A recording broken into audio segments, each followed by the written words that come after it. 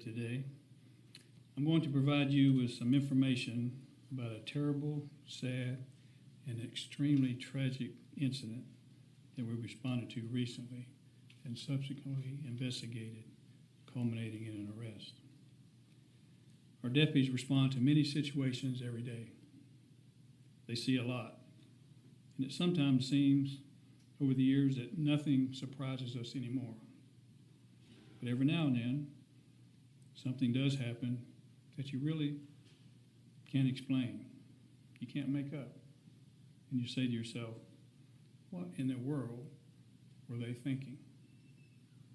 On Monday, June 26th, we were called to a residence on Deerfield Country Club Road in the Callahan area in reference to a 9-month-old baby boy who was not breathing and had no pulse. When one of our deputies arrived, he observed the child on the floor in the living room unconscious. He began to provide life-saving measures by providing CPR until the Nassau County Fire Rescue Department arrived. They eventually transported the baby to Baptist Hospital North in Jacksonville, where the child was pronounced deceased. Our criminal investigations personnel responded to the scene to conduct a preliminary investigation about what happened and why the child was unresponsive. Originally, the mother said she didn't know what happened. She put the baby to sleep and just couldn't wake him up. Babies are our most vulnerable among us. They are solely dependent upon someone else for all of their needs, for everything.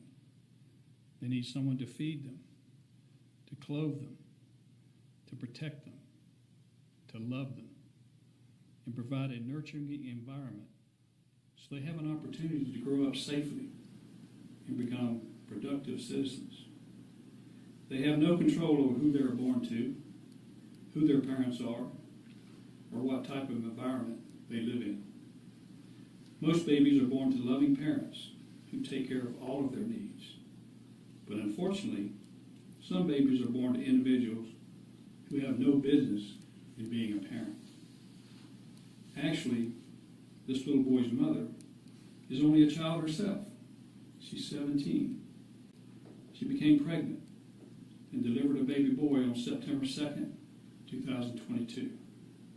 He was a healthy, beautiful baby boy who had his whole life ahead of him. On June 26th, the mother was tired and wanted to take a nap, go down, lay down and rest. She sure gave her baby a bottle, laid him down in his crib to take a nap. Now, it's normal to give your child a baby bottle when they're tired, they're ready to take a nap, and lay down. That's not unusual.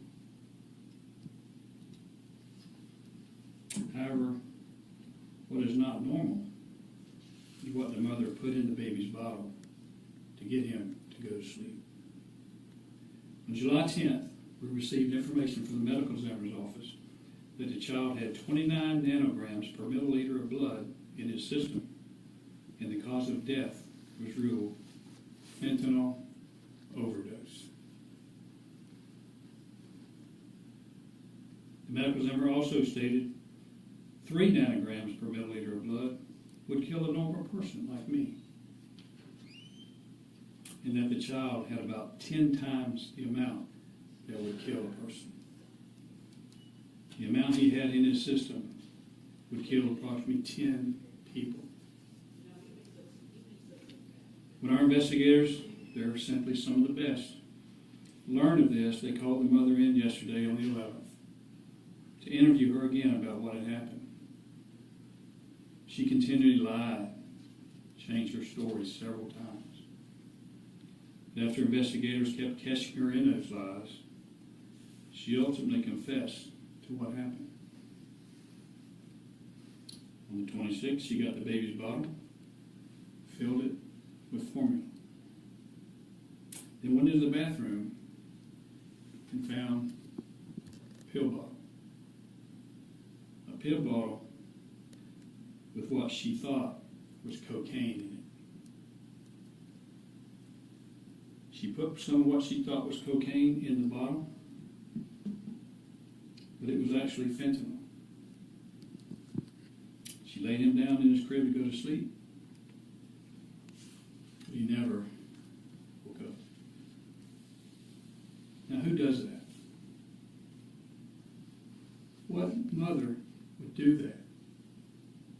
That's not normal. That is sick. It's beyond my imagination why a mother would do that to her child. Fentanyl is by far one of the most deadliest drugs circulating in our nation. It is 50 times more potent than heroin, 100 times more potent than morphine. No one should lose their life to this terrible, deadly drug, especially an innocent baby.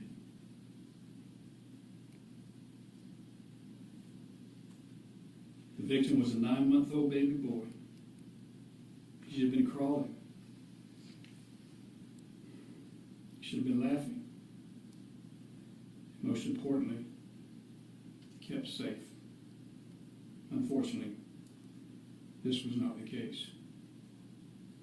Our investigators were able to locate the bottle. And this was the actual bottle.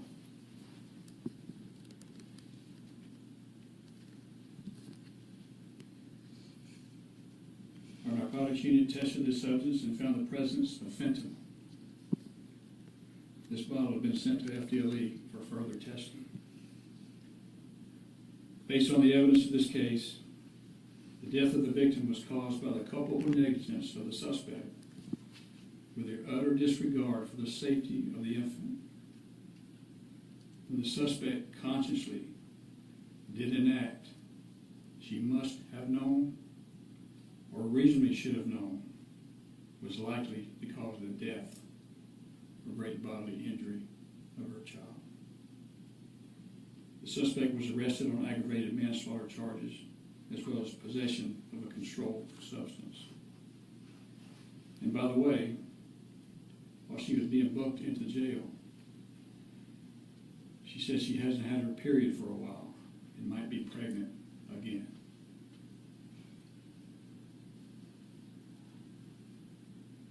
And while we know this is an extremely sad case, this probably won't be the last. Fatal overdoses in children have increased significantly over the years. Remember, it doesn't take much for it to be lethal. I have in this pill bottle about 29 nanograms. It's hard to see, but this right here would kill approximately 10 people. Think about that. A small child, this in his system. It's just unbelievable.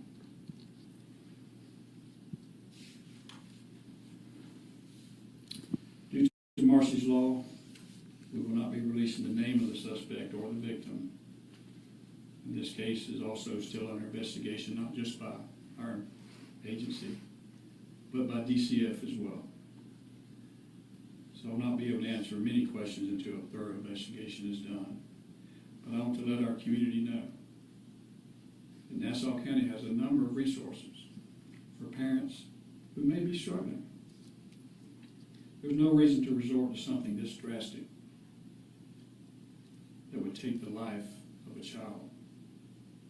There's resources like Better Together, Family Support Services of North Florida, and Episcopal Children's Services.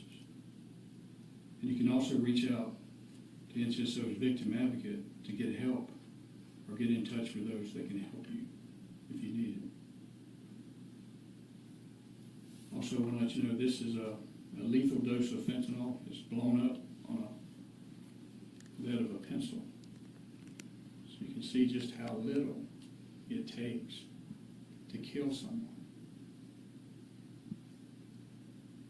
But a small child.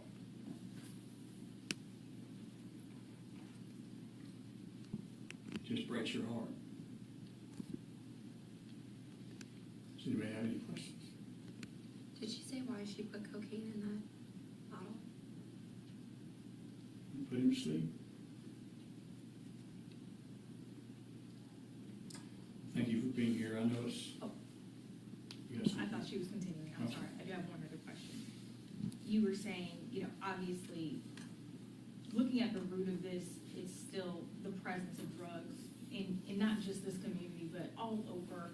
I mean, and when we have a situation like this, it shouldn't take a child to change this, but there's been multiple arrests just this month in this county for possession of meth, fentanyl trafficking. I mean, how do we change this so something this ridiculous doesn't happen?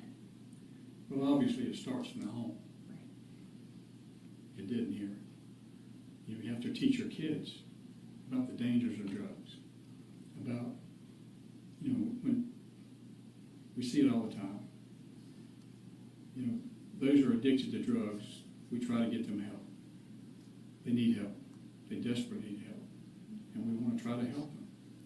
But if you're selling illegal drugs in our community, we're going to arrest you and put you in jail where you belong. And these people that are addicted, that buy these drugs on the streets, have no clue what they're getting. None. They're taking a substance that could kill them just like that. And it does. Every day. And I know the information is limited, but was there anybody else in the home? There were other people in the home, yes. Adults? There were some adults there. And are they being charged, or is there any connection, or were they home at the time? It's still under investigation. We're still looking at everything, but it appears it was her decision alone. Okay. And when it comes to, will she face any, the possession charges? I mean, it's with the cocaine, or what she thought was cocaine, will that be added on? Or? Yeah, she was charged with that as well. So she's charged with possession? Right.